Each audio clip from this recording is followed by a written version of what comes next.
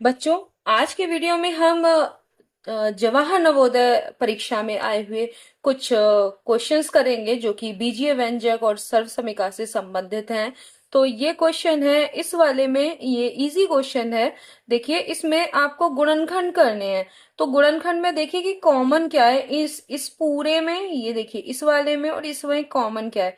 तो देखिए, 3y दोनों में कॉमन है, क्योंकि 3 से ये 15 भी कट रहा है कि नहीं, 15 कट रहा है, तो आपका ये 3 निकल गया, y निकल आया। तो अब और यहाँ पर x माइनस वाई, ये ब्रैकेट में जो है वो दोनों में ही है, तो ये भी कॉमन है।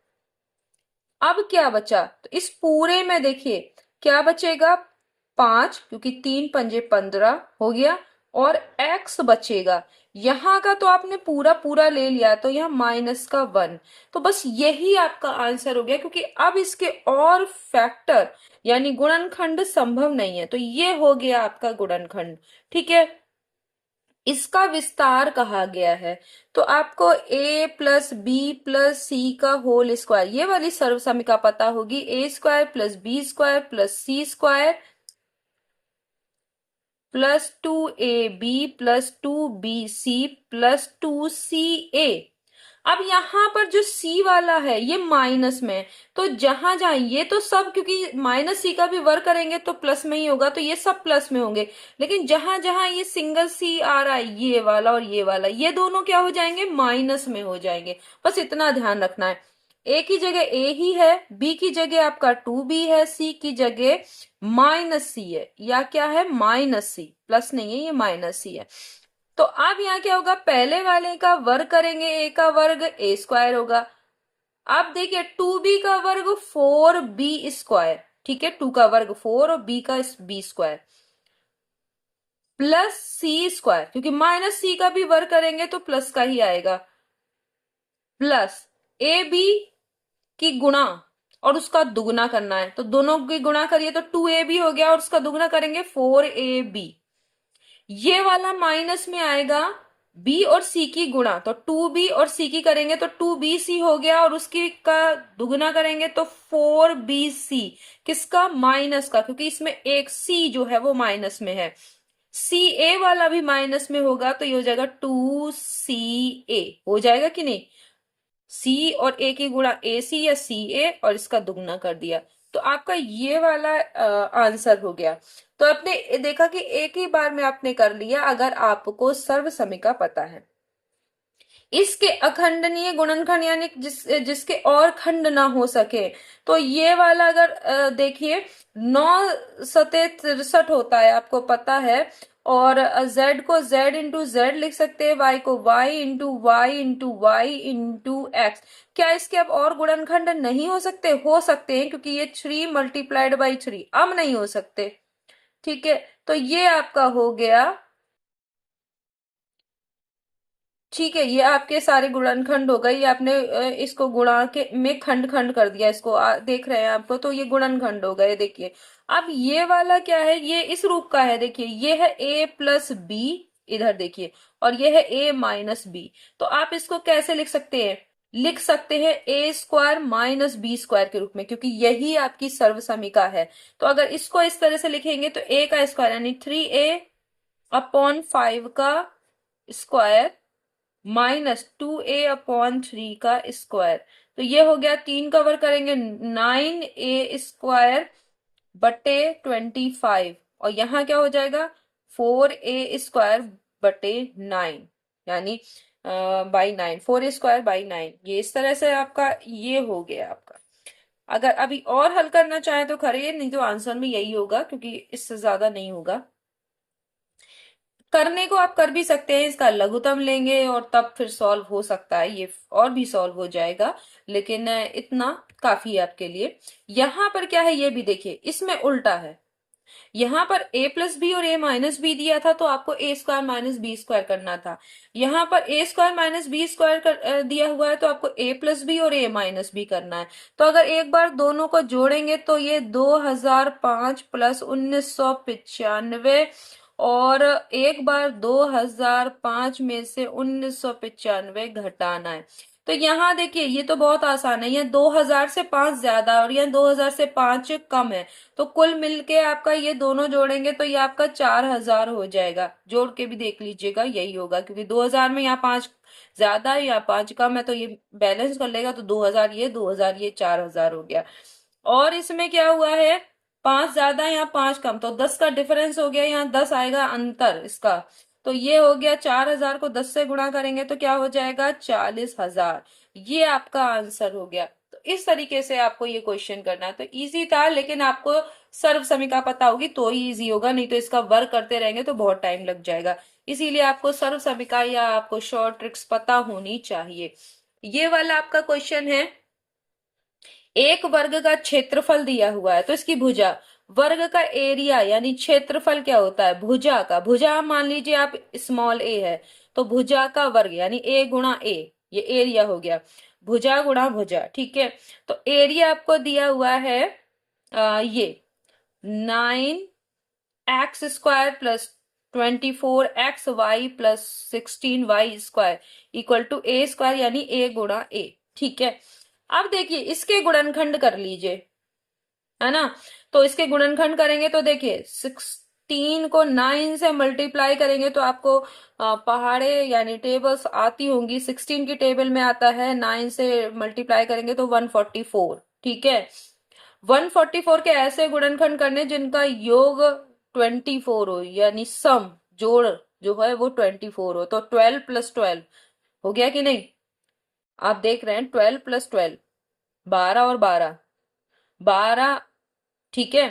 क्योंकि आप देख रहे हैं ये दोनों क्या हुआ 144, 12 की 12 से गुणा करेंगे तो 144, क्योंकि 12 का वर्ग है 144, और 12 में 12 जोड़ेंगे तो 24। तो इसको आप ऐसे कर सकते हैं, 24xy को आप लिख सकते हैं 12xy प्लस 12xy, आपने इस तरह से कर दिया, प्लस 16y² इक्वल टू, यहाँ a² लिखिए चाहे a गुणा a लिखिए, बात एक ही है।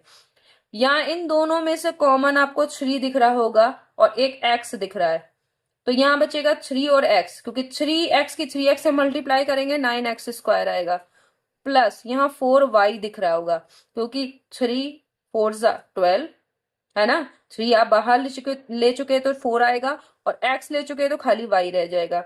यहाँ पर 4y कॉमन है तो यहाँ पर आएगा 3x और प्लस 4y, इस तरह से हो गया। तो आप यहाँ देख रहे हैं कि अगर हमने इन दोनों में से क्या कॉमन है, इन दोनों में से ये वाला कॉमन है ना, 3x प्लस 4y, तो दूसरा भी 3x प्लस 4y ही बच रहा है। तो यहाँ हो गया ये a गुणा a, देखिए a दोनों ही आपका a भुजा बराबर आ रही है कि नहीं आ रही है, तो आपकी भुजा क्या हो गई, भुजा गुणा भुजा, तो एक भुजा क्या है, यही है 3x प्लस a बराबर क्या हो जाएगा 3x प्लस 4y। तो ये आपने इस तरीके से निकाल लिया। इसके अखंडनीय गुणनखंड का मतलब इसके आपको ऐसे गुणनखंड निकालने हैं जिसको कि और आप उसके गुणनखंड ना कर पाए। तो ये आपको दिख रहा होगा 11x का होल स्क्वायर है, क्योंकि आपने जितने भी मैंने बताया था कि आप 2 से लेकर 20 25 तक के वर्ग याद कर लीजिए तो आपको हेल्प मिलेगी। यहाँ पर 13y का होल स्क्वायर है, क्योंकि 169 13 का स्क्वायर होता है, और अब ये a² माइनस b² के रूप में बदल गया, तो आप एक बार a प्लस बी करिए और एक बार a माइनस बी करिए। तो यहाँ 11x में एक बार 13y जोड़ेंगे और एक बार इसमें से क्या करेंगे, घटा देंगे, ये हो गया आपका। तो आसान था। इसमें भी देखिए वही वाला फॉर्मूला यही लग रहा है, इसमें एक बार जोड़िए एक बार घटा दीजिए। तो एक बार आपको 999 में 995 को जोड़ना है और एक बार 999 में से 995 को घटाना है। ऐसा इसलिए किया, कर तो आप उससे भी सकते हैं कि पहले 999 का आप स्क्वायर निकाल लीजिए, यानी 999 को 999 से मल्टीप्लाई कीजिए, और यहाँ पर 995 को भी इस तरह से ही 995 से मल्टीप्लाई कीजिए, तो इनके वर्ग आ जाएंगे, फिर उसको घटाइए। तो इसमें टाइम बहुत लगेगा, इसलिए आपकी ये सर्व समीका इसमें बहुत यूजफुल है। क्यों? क्योंकि यहाँ पर जब 999 में से 995 आप सब्ट्रैक्ट कर रहे हैं, घटा रहे हैं, तो केवल 4 बच रहा है, और यहाँ पर आपका बचेगा, तो 4 से मल्टीप्लाई करना आपके लिए बहुत ज्यादा इजी होगा अपेक्षाकृत आप जो ये सब करें। खैर, तो अब यहाँ पे आप इनको जोड़ लीजिए, तो 9 5 देखिए 9 और 5 को जोड़ेंगे तो आपका 14 आएगा। फिर उसके बाद 9 और 9 दूनी 18 में एक और जोड़ेंगे 19। फिर 9 9 दूनी 18 में एक और जोड़ेंगे 1994। ठीक है, ये आपका आ गया, आपने इसमें से जोड़ लिया है। ठीक है, अब इसको क्या करना है, 4 से गुणा। तो आप डायरेक्ट देखिए कर सकते हैं, आपको यहाँ पर लिख कर करने की जरूरत नहीं है। 4 चौक 16 का 6, हासिल कितना बच्चा 1। 4 नेम 36 और 1 37। अब बच्चा हासिल 3। 4 नेम 36 और 3 39। फिर आपका 3, 4 एकम 4 और 3 7। 7,976 ये आपका आंसर हो गया। ठीक है, तो आपने इस हिसाब से इसको कर लिया, तो आपने देखा कि सर्व समीका हमारे क्वेश्चन को सॉल्व करने में कितनी हेल्प कर रही है। एक आयत का क्षेत्रफल दिया है, इसकी एक भुजा दी है तो दूसरी निकालनी है। आयत का क्षेत्रफल होता है मतलब एक भुजा गुणा दूसरी भुजा, यानी लंबाई गुणा चौड़ाई। आप जानते होंगे आयत का यानी एक रेक्टेंगल का एरिया होता है लेंथ इंटू ब्रेथ, यानी लंबाई गुणा चौड़ाई। इनमें से अगर एक भी दी हुई है तो यहां पर आप लिखेंगे 5y+3 एरिया की जगह y² - 16। ठीक है, यहां मान लेते L दिया है या B दिया है, कोई भी एक मान लीजिए कि ये दी हुई है y² - y - 12 इंटू बी कर देते हैं। मान लीजिए L दिया है तो B मान लेंगे, तो आप ये B की जगह पे लिख सकते हैं, L यहाँ पे लिख दिया, कोई भी एक को मान लीजिए, कोई फर्क नहीं पड़ता इससे क्या कर रहे हैं आप। y+3 इसको, ये a² - b² है। देखिए इसको ऐसे लिख सकते हैं 4 का स्क्वायर, कर सकते हैं कि नहीं। यहां देखिए इस तरफ भी सॉल्व करते चलिए। 12 के ऐसे गुणनखंड करने जिनका अंतर 1 हो, तो 4 3 12 आप जानते हैं, 4 और 3 का अंतर 1 होता है। तो यहाँ y² - 4 - 3 इसको आप करली में कर लीजिए, क्योंकि एक ब्रैकेट आप जो है वो राउंड वाला लगा चुके हैं। और यहाँ y - 12 इंटू बी, यहाँ पे और सॉल्व करेंगे तो यहाँ हो जाएगा y+3, और ये तो है ही है, तो ये एक बार आप क्या करेंगे y में 4 जोड़ेंगे और एक बार y में से 4 घटा देंगे। यहाँ पर क्या होगा आप देखिए, तो आप इसको y² - 4y, देखिए माइनस और y से ब्रैकेट खोल रहे हैं तो ये हो गया। फिर प्लस का, क्योंकि माइनस माइनस प्लस, 3y - 12 गुणा b। ठीक है, अब यहाँ क्या हो गया, यहाँ तो आप सॉल्व कर चुके हैं, अब इसके और फैक्टर नहीं हो सकते, तो आपने ये तो निकाल लिया, ये फाइनल हो गया आपका। अब इसको देखना है कि आप आगे क्या कर सकते हैं।